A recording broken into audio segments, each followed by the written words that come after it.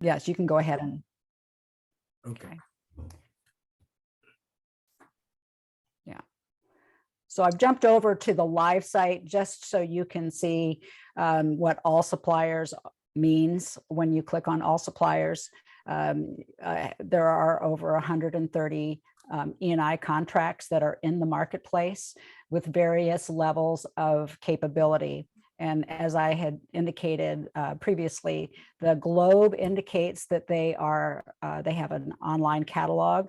The magnifying glass indicates that they are searchable with real-time search results that will be returned in the marketplace without having to go to the catalog. And then they also will be indicative, have an icon that's indicative of whether or not they're able to do quotes. So on the all suppliers screen, I'm also able to view the suppliers by the tile that represents them. So if I kind of scroll through here, I'm looking at the suppliers that are in our portfolio. You can click on any tile and see details about the contract, the contract information, the terms, categories that it falls under, as well as additional benefits and ordering information. This supplier happens to be shoppable. They have a searchable catalog, and they can also request for quotes. So you can click on this link here in the tile to also get to the supplier's website. You can search for suppliers. So if you're looking for, say, a supplier that has rental capabilities of one type or another, I can see the suppliers here that come up. If I look at it in the list view, I'm able to actually compare contracts against each, next to each other, so that I can see more in one screen and kind of determine if any one of these might meet my needs. So you can compare up to 8 contracts side by side. And you also have the same functionality in search results that are returned when you're actually searching for products. So I'm in the live site right now, just because my demo site doesn't have access to all the contracts at this point. So again, you've got the different categories that you can drill down that way. I also can just come up here and start typing to search for product. So I'm going to go back to my other demo site and start building out a shopping cart to show you the functionality that's available. So if I come in and let's say I'm looking for a stapler, I know that I'm looking for an Optimus stapler. I can just enter that into this universal search bar, and it will search the available catalogs that are searchable, returning results right here on the page. Again, I don't have to go to the store to shop. I can shop right from within the marketplace. You can see that the categories on the left-hand side have been replaced with is there a question or anything? I see that something's in the chat. I don't see anything. Oh, that was if it was recorded. Oh, okay. So you can see on the left-hand side that I have 4 different suppliers that have returned results in this search event that I've just typed in. And I can see item classification, which is based on the UNSPSC codes that have been provided by the suppliers, the manufacturer, and I can even have the pricing range. So each of these is filterable. So I can click on any of these check boxes or a combination to reduce the search results if I wanted to. I can type in additional criteria here if I want to filter even further. And you can see that next to each item is a checkbox, and this allows me to actually put them into the search bar or the compare ribbon, and I can say compare items. It'll compare them side by side, and I can make a decision at that point that I want to put one of these in my cart. I think I'll go for the $35 one. I can also look at items by clicking on the product description, and it will give me the item detail here. And also at the bottom will show me similar products that might be of interest to me. So it will make suggestions that way as well from different suppliers and pricing that way. So I'm going to go ahead and add this item to my cart. And I'm going to continue shopping, and you can see that I've added one item to my cart here. The next thing I'm going to do is go to a supplier's catalog. So let's just say I want to go to B&H. I can come back to the home page, and I can just go, I'm just going to go to the store from here. And keeping in mind that any user that chooses to go to a supplier's website will be taken into E&I pricing. If you have specific pricing for that particular supplier, hot list of items or market basket, et cetera, that will be presented to you as well. That's part of our setup process to make sure that for those suppliers that provide that special experience, that you'll have that experience within the marketplace, and the end users don't have to know any of the usernames and passwords. You're assured that they're going in and getting the pricing that they're supposed to be getting. So I'm going to put in USB-C. So now I'm on the supplier site, and I am looking for this little travel doc. View my cart. So the shopping experience is going to be different for each supplier whose website is visited based on, of course, it's their site. So it's not as standardized. I'm going to select the ground shipping because it is a E&I contract. There is free shipping for all orders.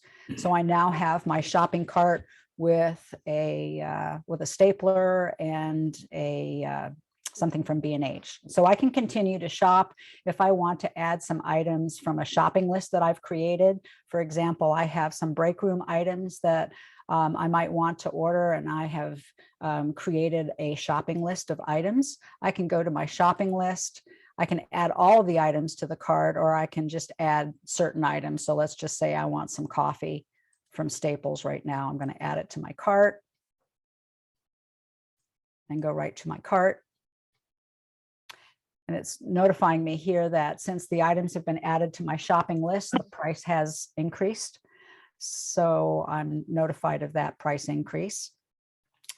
And I now have 4 items, 3 from Staples, 1 from B&H, and I'm ready to finish my order. So I'm in a shopping cart, and I happen to have the least capability. And in other words, I can create a shopping cart and I can transfer my cart to an authorized user within my institution.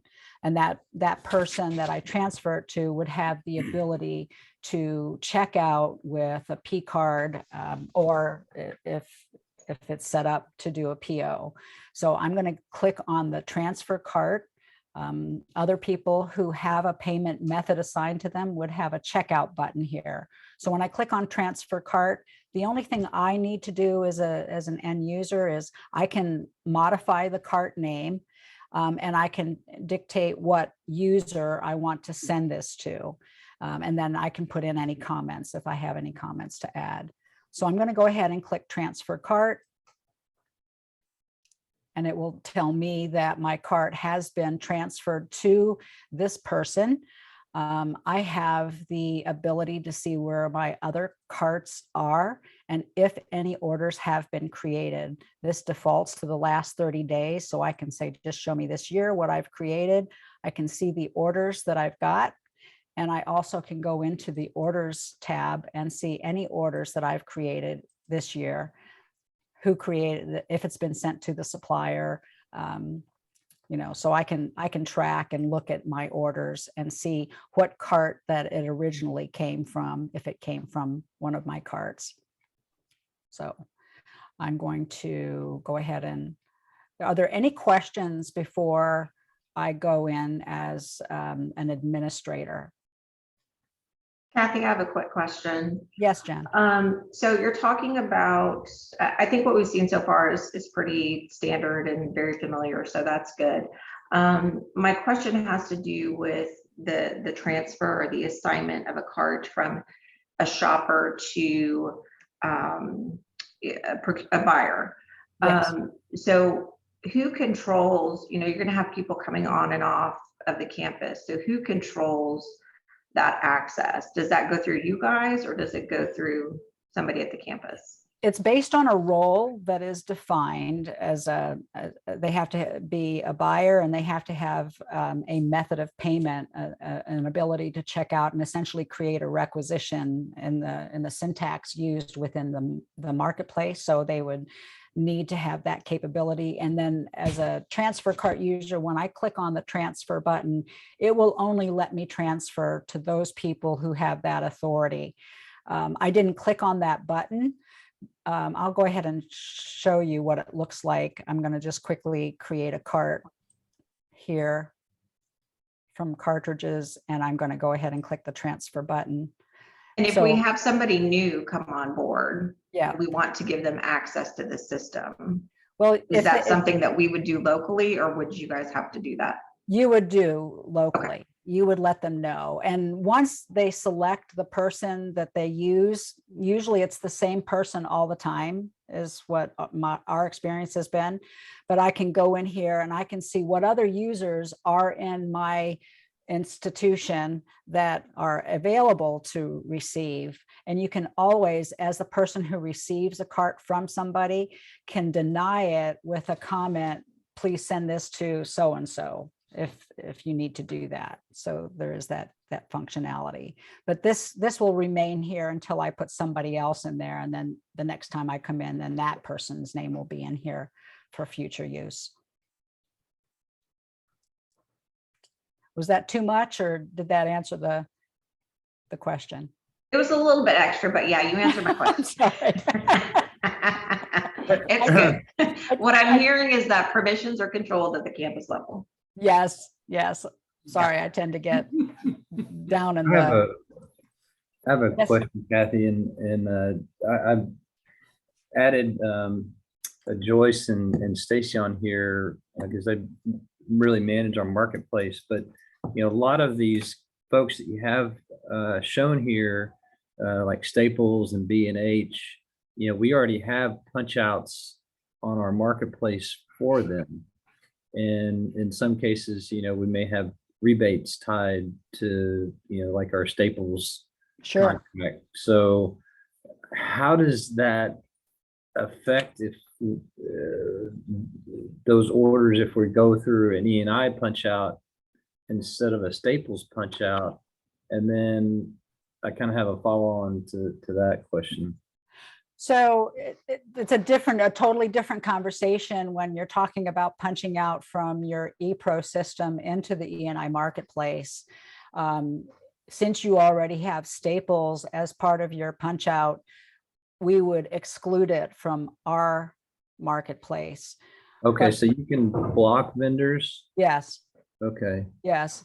And then just as to add on to that, for others who maybe don't have e-procurement and maybe they are using Staples and maybe they are getting that rebate from the E&I contract, you would be able to access that Staples punch out from within the marketplace and still get credit for any purchases that you make that would go towards the rebate.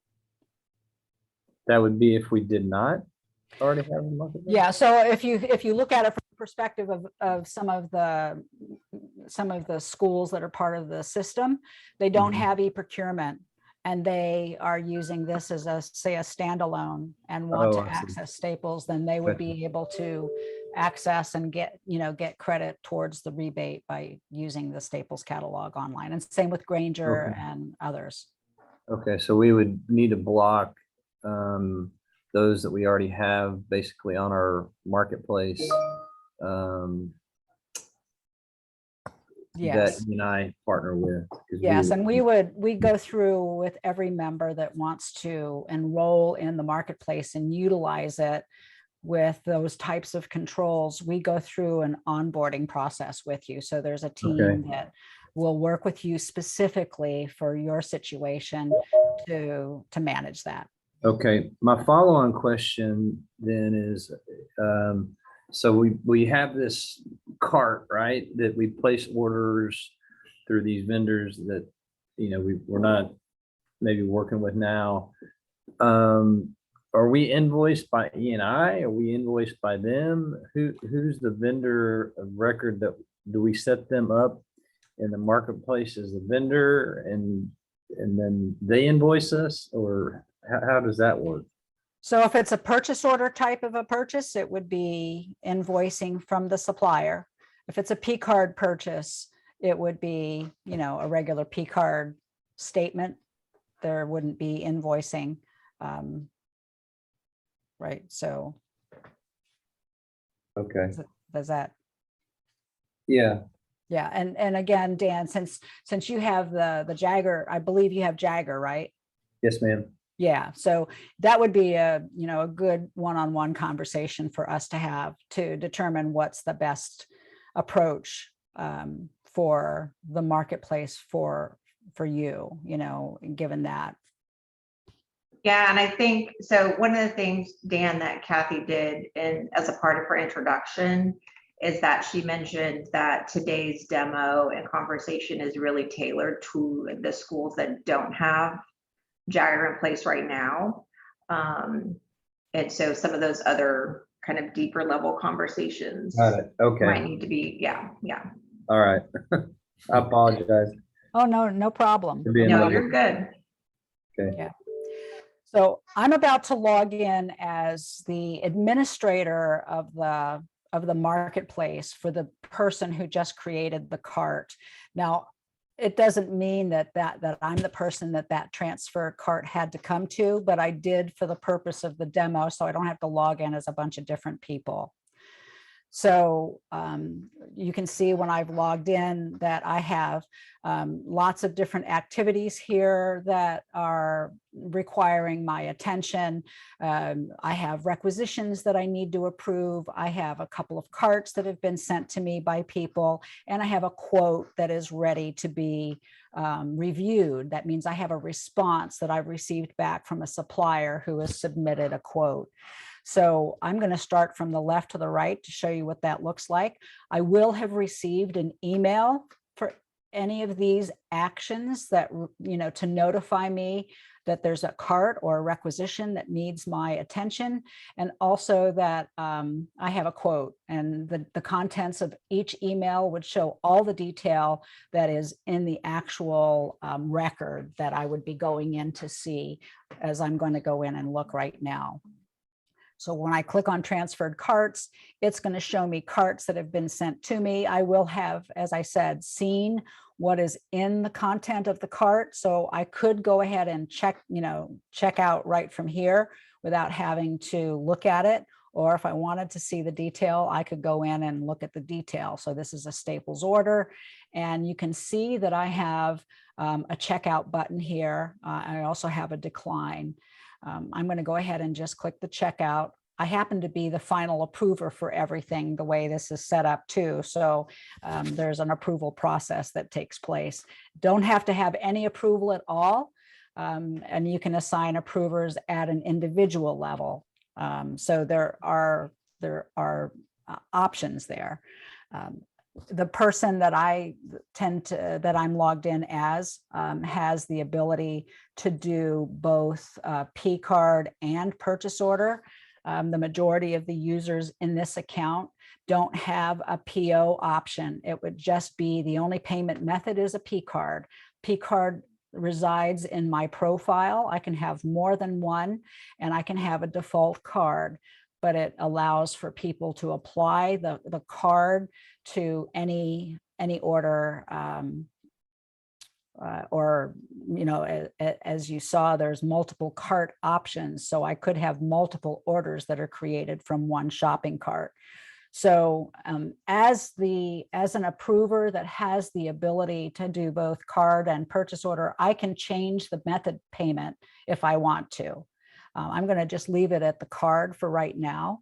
You can see that the order is just for staples, and I could put in any internal or external comments, put in other people's email address to notify them that the order has gone, and I can just place the order. So as soon as I place the order, I'm going to get the requisition screen. It's going to show me what the requisition number is, and it's going to show me that I have an approval flow. If there was no flow set up, there wouldn't be any user that it's waiting for that person to approve. I'd be able to see the details of the order and see the future approvers if that's the case.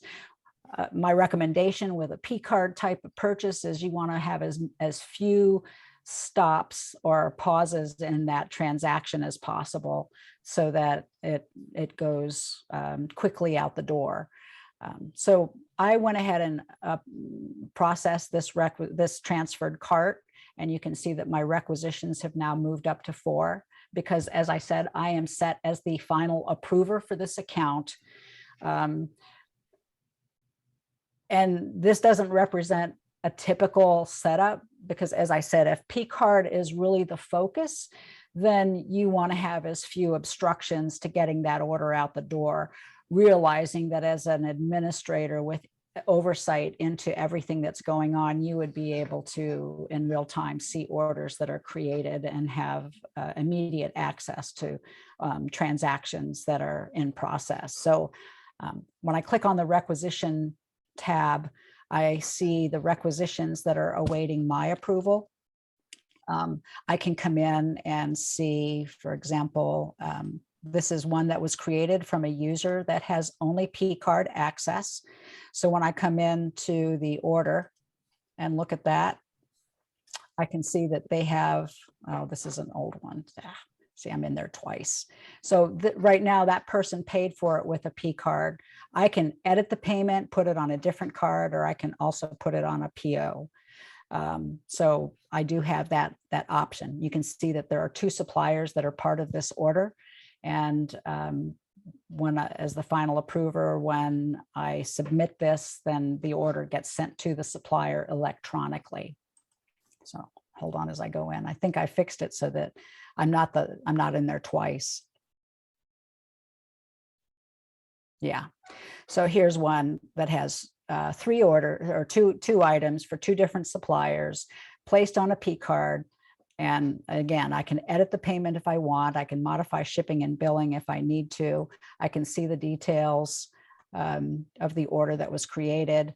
And at this point, I can click approve, and it will automatically create purchase the orders that will be sent directly to the supplier and charged to that card.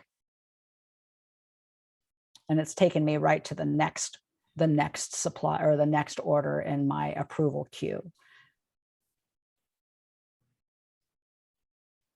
So I'm going to go ahead and just approve that, not change anything. Kathy, I have another question for you. Yes. If you're using the Pro card, Yes. is it possible to set some sort of transaction limit so that I, as the buyer, if I want to give permissions to a couple of the admins in my organization, that they can go in and shop these contracted suppliers, and they can use their P card just like they would in any other shopping situation, up to, whatever my individual transaction limit was, let's say it's $800 or, whatever. Can they go in and make that purchase, and it doesn't even have to route to me to look at and approve? Well, you can do it a couple of ways. The system has the capability to have those kinds of rules in a private setting, in a private solution. You would definitely put in credit limits, spend limits, requisition limits, dollar limits for certain suppliers. Since we're managing the marketplace, we're limiting kind of some of that functionality, knowing that the cards have limits that are set at the card level. So the answer to the question is yes, it can be done. We're trying to avoid doing that just because it becomes an administrative nightmare for us to manage rules and workflows for all the different members that are using it, because we have multiple members that are using it in a variety of different ways. And so we prefer not to do that at an individual level. So I hope that makes sense. When someone purchases with a P card that has a limit set at the P card level, it should stop when the authorization goes through on the supplier side, I would think. Is that what usually happens? Yeah. Yeah. And you know, you have visibility into the orders as soon as they're placed. So if someone oversteps it, you can assign you know, someone to look at their orders to kind of track and ensure that they're within the limits that they're supposed to have. But yeah, it becomes very cumbersome to manage the different rules for different members, because it's all done in one place. And we are the administrator of it to really minimize the amount of administration on your end for managing.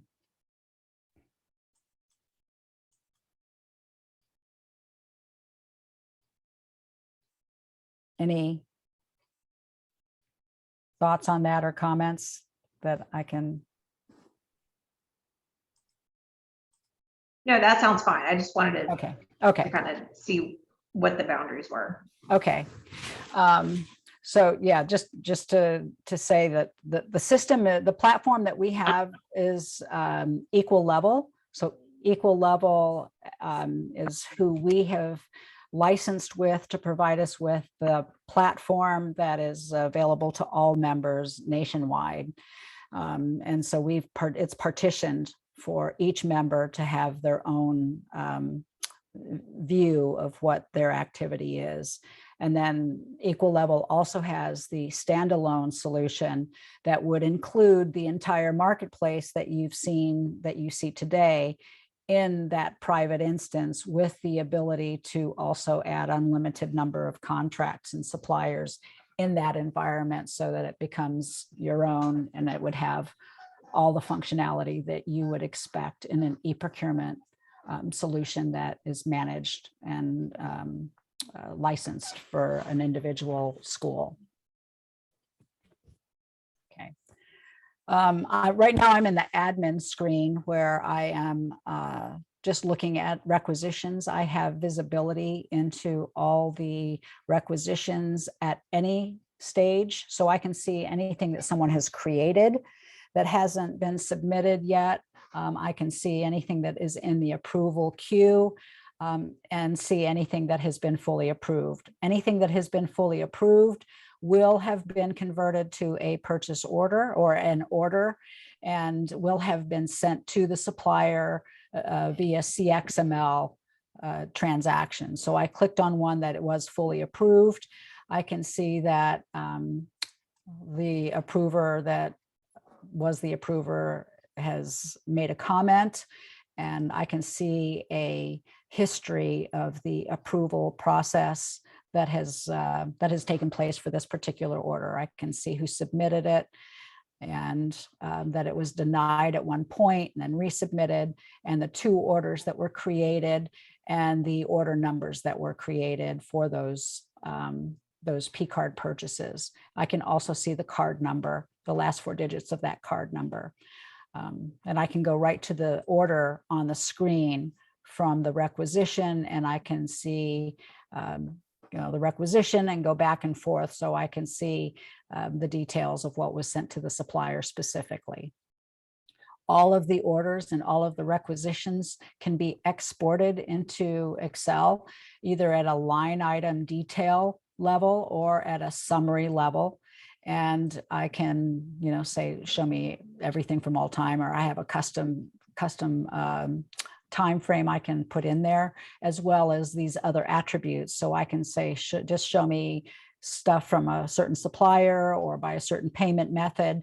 And then that filtered results is what would be on my report. As it is now, it would just export everything for me into Excel, and then I can download it and manipulate it as I need to.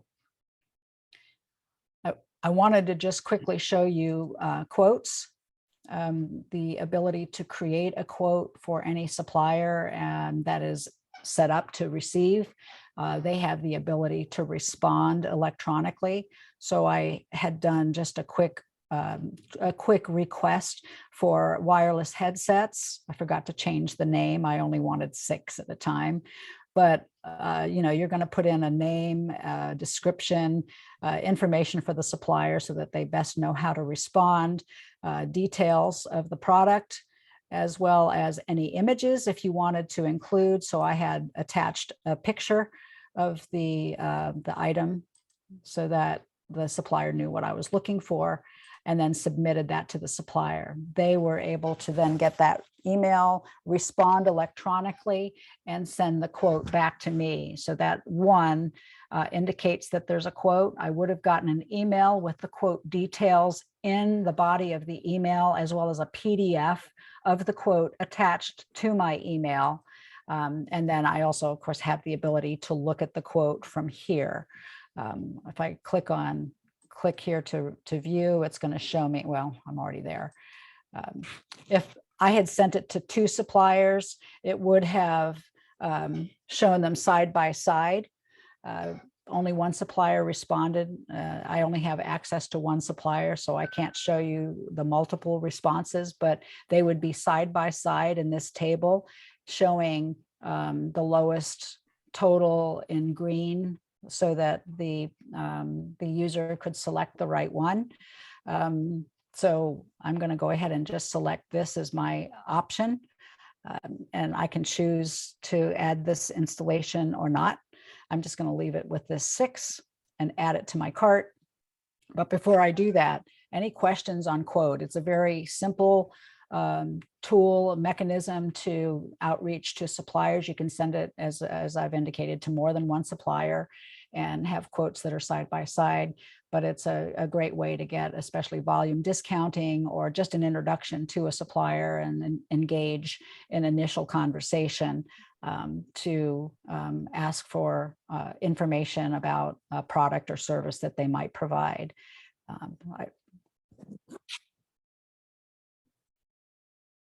Any question? I'm going to go ahead and add it to my cart. So here's a result of a bid that or a quote that I've accepted, and I've added these items to my cart, and I can check out and the order can go to the supplier at that point.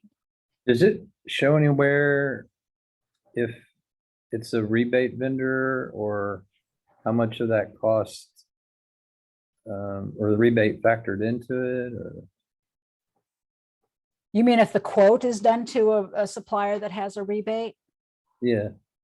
Well, I believe, Ricky, you're probably better able to answer that question. Right. Well, most of the contracts that have the rebates, we have a brochure that has the rebates for the contract. So you're not going to see that on the quote for the rebate. You'll just see the discounted price of what they get on the contract price on there. So if you want to see the rebates, you have to go to the website and look and see what that rebate is for that particular contract, but it's not going to say it on a quote. It's not going to say on here that that's a rebate vendor or not. Right. No, it will not. It would have discount, contract pricing, and it'd be the discount for each one. But that, yeah, you wouldn't see if it was a rebate contract or not. Okay. And all the pricing in here does fall under the E&I contract. So by default, any orders that are placed through here are on E&I contract. And if the supplier is a rebate vendor, then those purchases are included in the calculated rebate that you would be entitled to. And of course, the patronage rebate as well, that everyone is entitled to based on spend with any of our contracts. Is the pricing negotiable that comes up here? And if it is, who Yeah, well, we allow the flexibility of of our suppliers to go down on the price if it makes sense. So between Right. you and the supplier, they have flexibility to lower the price. We don't have. So like on this one here, let's say, we happen to go on Amazon and like I wanted to call this Geo store Mhm. and say, hey man, I found it on Amazon for $125. Can you sell it for that? How would I know who to call or how to do that? Well, so this is a test supplier in our environment, but let's say you did have an example of a supplier that you wanted to talk about changing the price. I'd suggest going to Ricky or is Starla your MSM, Ricky? Yeah. Yeah, but I mean, to let them know that you're looking for a lower price. But for any of these as well, you can go into any of the supplier tiles and get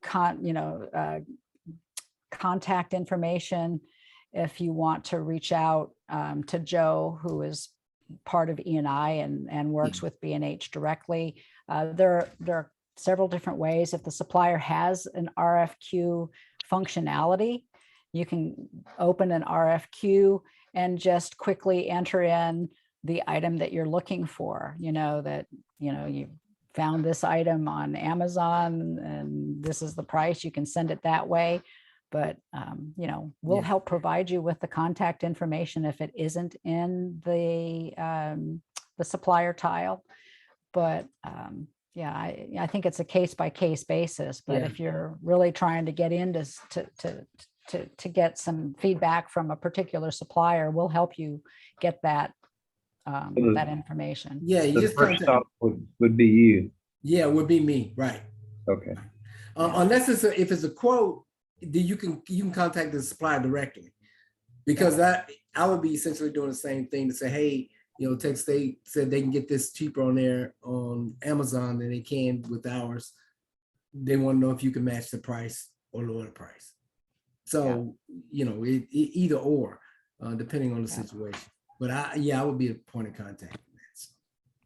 Okay. Now again, with the E&I marketplace, these are preloaded E&I contracts. So you're not going to find any other contracts outside of what we currently offer. And then it's also important that for those schools that are interested in getting the E&I marketplace, the free version, is that we also probably need an administrator, right, Kathy, that would for each. Right. Yeah. Right. So it's We very would. important. We would. The requirement for having an account with an administrator is simply for you to commit with an email that you want to engage and have an implementation, and implement it. And then we'll go through the process of making sure that you're set up with the suppliers that you want to have. And then we'll have that kickoff meeting. And it's about a 3 to 4 week period for, a straight P card kind of environment to get the suppliers set up for you specifically. And if there's any special pricing, you're accessing your account through the E&I contract and getting the spend benefit. Right.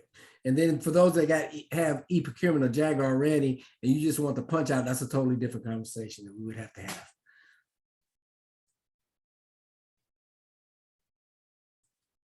And just to clarify, so the marketplace is at no cost. What about the implementation process? It's at no cost as well. It's all Thank you. included as part of your membership.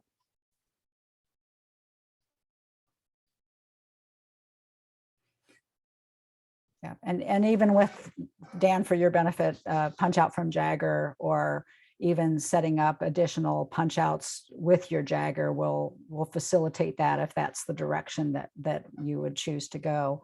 But I'd say it's a separate conversation that we would want to have specific to your situation.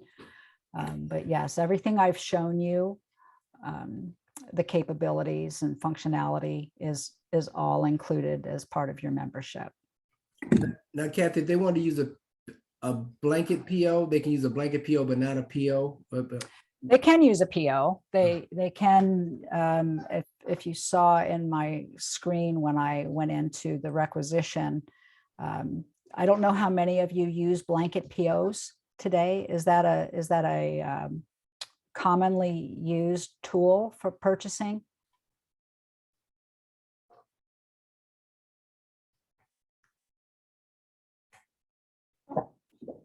Does anybody use it maybe with a different Maybe. word instead of blanket PO, where you've encumbered the funds ahead of time and you place orders against a standing PO?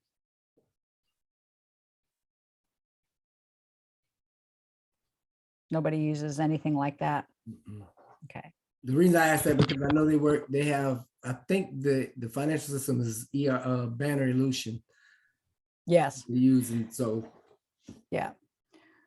So the marketplace can be punched out too. So we can set up the marketplace so that if you have punch out technology today, there are some ERPs like Workday or PeopleSoft that have punch out capability, or even e-procurement like Jagger. We can have the marketplace be like a supplier enablement project where you punch out and you come into the marketplace and return the cart items into your solution. For those of you who are using Banner or, well, Banner, I'll just assume that everyone is on Banner. There is not any integration between the marketplace and Banner because it is a unique integration requiring multiple touch points during the approval process, requisition creation and approval process, as well as the PO creation. So that would have to be a licensed and individually licensed solution. So if P card or a purchase order was something you wanted to use, there would be duplicate entry that would have to occur in the back office, where, you know, if you had a P card order that came in and you were an approver and you wanted to take that order from a P card and put it on a PO, you would get the PO from your Banner system and put that same PO number in the marketplace so that the POs were the same. You would have that capability.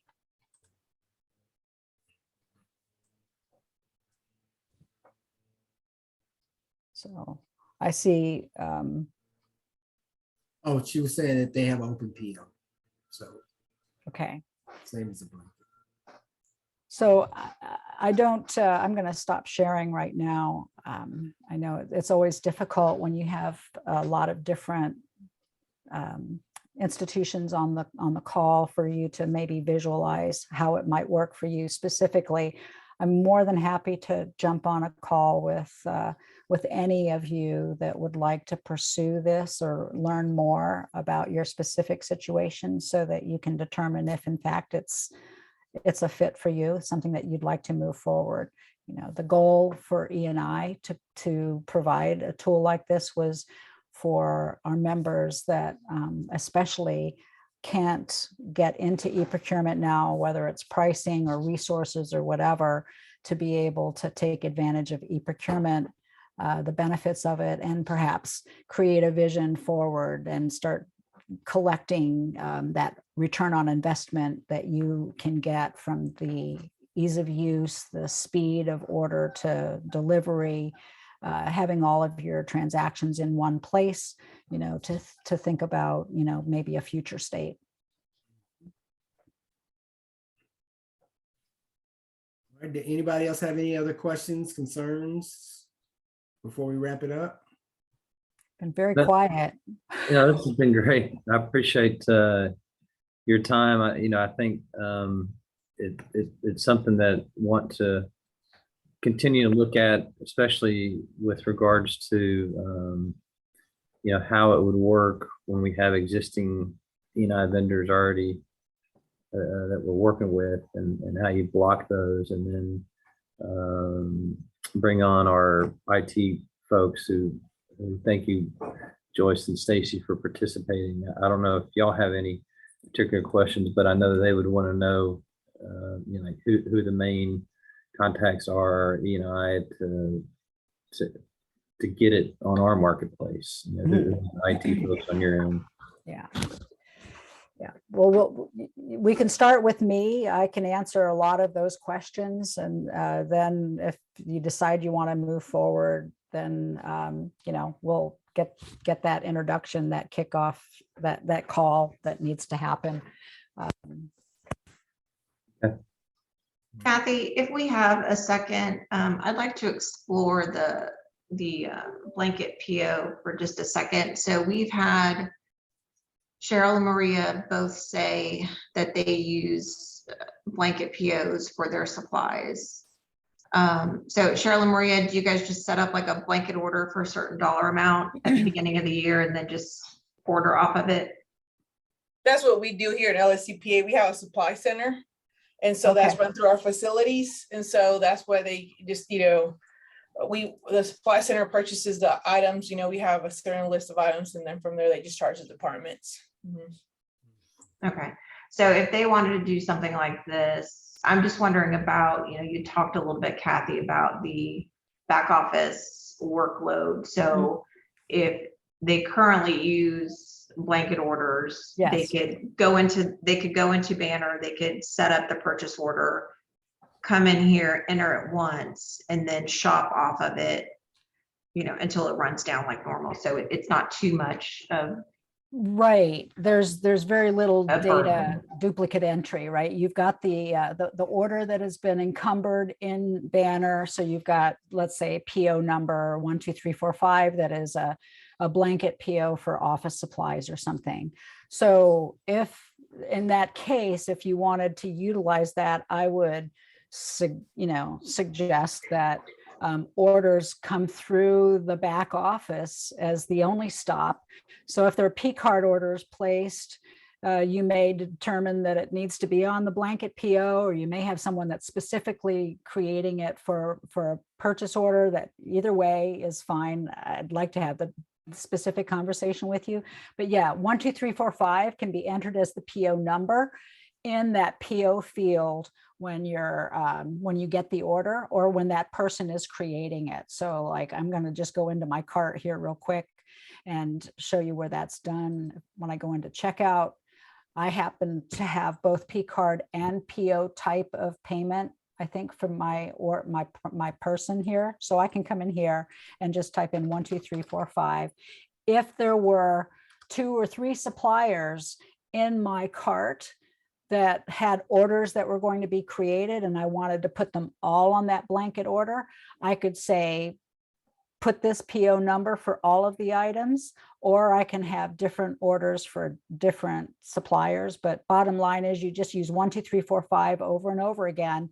The system will automatically attach a numerical suffix at a sequential number at the end, so that each one is unique, but it will have that base of 12345, so that that is the PO number that you're using. And then when you run reports, you'd have that number. And of course, you get the invoicing on the back end when any orders are created. So now you would have the details of those orders, because right now with those open orders, you don't know what people are buying typically. Is that fair? This Is is that Cheryl. This is Cheryl at LIT. And so, yes, that is true. Right now, the user, we do not know specifically every item they are purchasing off of their open order PO.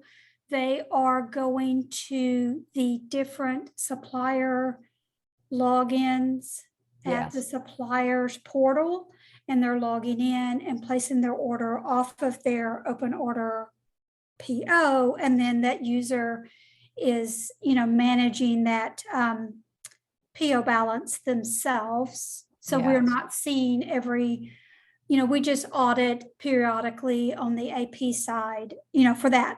So the E&I, in comparison to what is occurring now, the E&I would be more of a one place. They could log in and order from multiple suppliers, versus what we're doing now is they're going to each separate suppliers portal and logging in and placing the order off of their, of course, they have to have multiple logins off of their POs.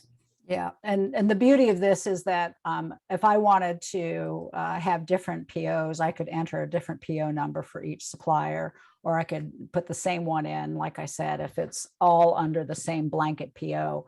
But then it's going to give me as an individual the ability to go in and see what I have spent against that one order. I can track it, and you as an administrator would be able to see that as well from a more global view.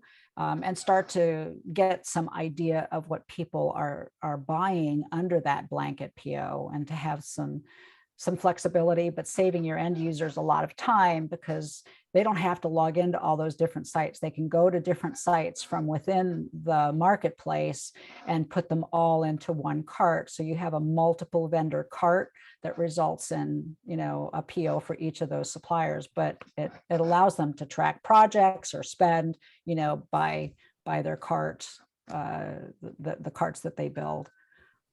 So And in that multi-vendor cart, they can enter multiple POs. Am I understanding correctly? Yes, so this is a multi-vendor cart. What I did while you were talking is I just went back into my cart and I quickly added some items from a shopping list from a different supplier, so that you could see the checkout screen where I now have 2 suppliers, right? So I'm in the checkout, which is the requisition phase of the process, where I'm setting the billing and shipping and the payment type. I can choose what payment type if I have that choice. You can restrict a user to one or the other, or none. So in this case, I'm choosing purchase order as the method of payment. And it's saying, I said, enter a different one for each, or it could be just a single PO number that is applied to both. And I could put in that 1, 2, 3, 4, 5. And what's going to happen when I place my order, it's going to give me a history for that requisition that gets created as order number 1, 2, 3, 4, 5. And when the orders go out the door after the approval takes place, then it's going to be 1, 2, 3, 4, 5-1, 1, 2, 3, 4, 5-2. So I would see what suppliers that purchase order has been applied to and what spend. Very good. I see that. Thank you. You are welcome. I'm going to go ahead and approve this and just show it to you, since I'm the approver of the requisition I just created. And so if I go into the orders, you can see here 1, 2, 3, 4, 5-1 and 1, 2, 3, 4, 5-2. Yes, thank you. You're welcome. So, thank you for that question. I had wanted to bring it up and forgot. Any other questions before we wrap it up?